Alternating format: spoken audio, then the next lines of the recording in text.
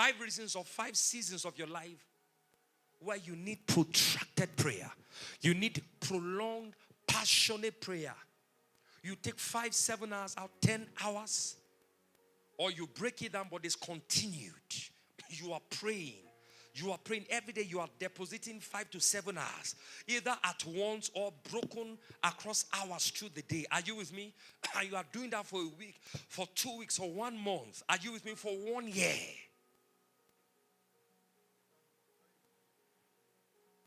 You've been doing maintenance prayer. What are the reasons for protracted prayer? What are the reasons, or in what season should you ensure you are engaging in incessant praying? Hear me. Number 1, in seasons of spiritual attack and warfare, when you sense that darkness is trying to gain momentum around you, is this church here? Listen, every time you sense spiritual attack, it's time to drink prayer like water. It's time to engage in incessant prayer. It's time to pray without ceasing. He said, is any afflicted? Let him gist. Is any afflicted? Let him make phone calls. Is any afflicted? Let him tweet it away. Is any afflicted? Let him look for pity party. No! Is any afflicted? Let him pray. James chapter 5. Let him pray. So when you get to verse 16, he shows us the kind of prayer. He said, the earnest, heartfelt, continued. Earnest, heartfelt, protracted prayer of a righteous man makes tremendous power available. In that context, is the power that will drown the affliction.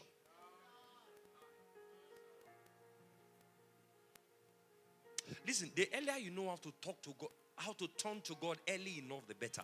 You understand what I just said?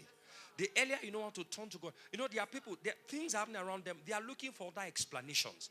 And then prayer comes to their mind as afterthoughts. When you don't understand the movement around you, it's time to lock down for protracted prayer. Maybe your life is under barrages of attack. Phone was stolen. As you were trying to say, Jack, your laptop shut down. Before you could say, Jack, car has broken down. Are you with me? Before you could say, Jack, you are falling sick. Your son has fallen sick. Your daughter is sick. Your husband is not well. Your wife got that. All kinds of things happening at once. You are under attack. You are under attack.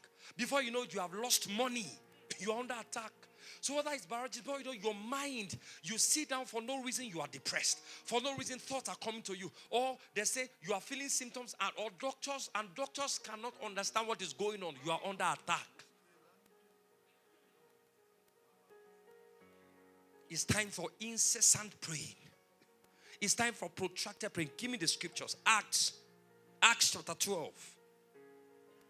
Acts chapter 12. Or suddenly you lost your spiritual appetite. Look up at me. Suddenly you lost your spiritual appetite. You are no longer interested in the things of God. Come to church in the morning, you are dragging. You lost interest. You think it's because the pastor says something you don't like. No. Your village people are shaking your pot.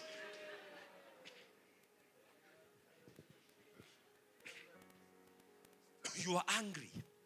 Or the people that God has sent to be covering over your life, suddenly you are seeing yourself angry at them. Offended at them. You are under attack. You see, when I start seeing people misbehaving, I intensify prayers for them. Because I know it is manipulation from hell. You see, I have stories for you. Let me tell you. You see, Satan has the advantage of time. He has been around for a long time. And this is why you must subscribe to the wisdom of God.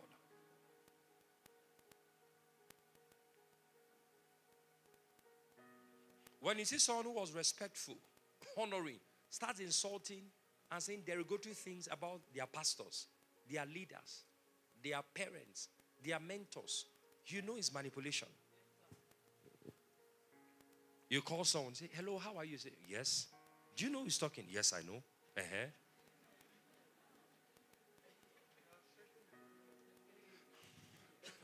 Let me tell you, I know people who have died like that.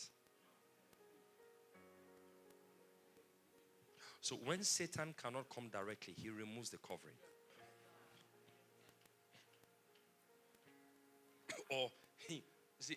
Or he manipulates you. Are you with me? He manipulates you to go off the covering. to separate yourself. You are angry at church, so you stop coming to church. You are angry with all your friends. Nobody is your friend anymore. You say, no, look at how they treated me in this life. There are no genuine friendship. I need my space, and you're on your own.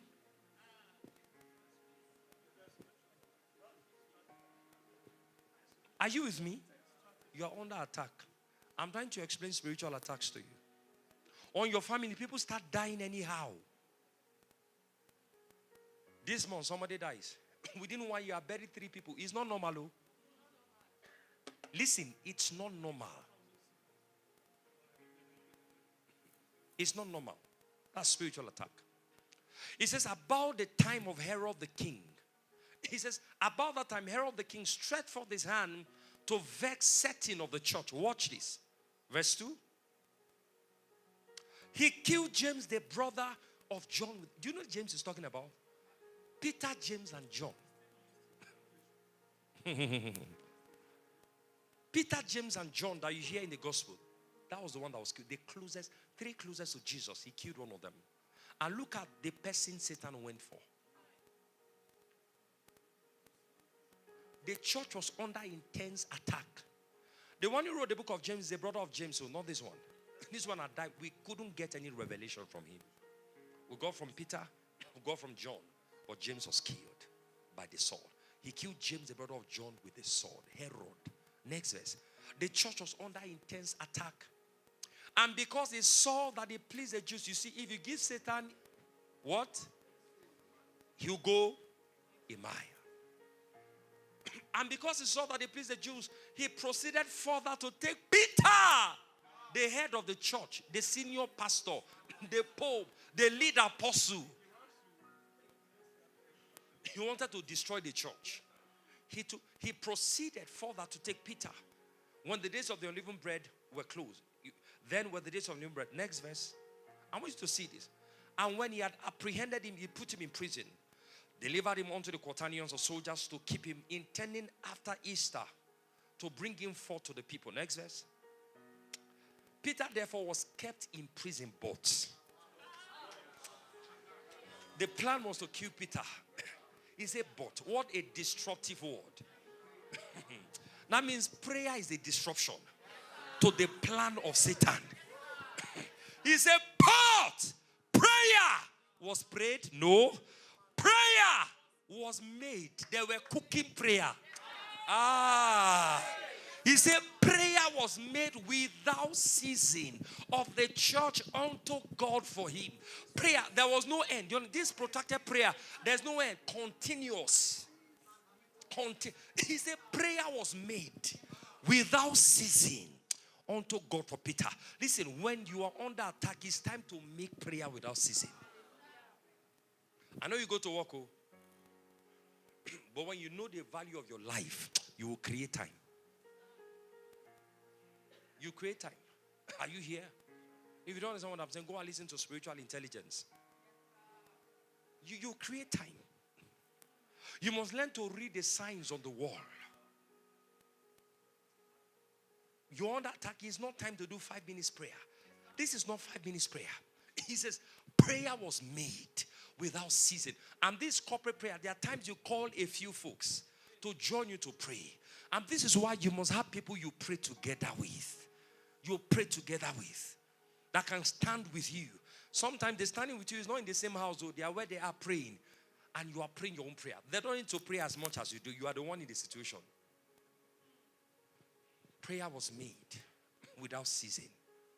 Prayer was made without ceasing.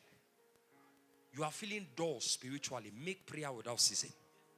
Things are just happening all around you in a way you don't understand. Make prayer without ceasing. You start losing money in business. Make prayer without ceasing. Are you with me? You are having strange dreams in series. Make prayer without ceasing.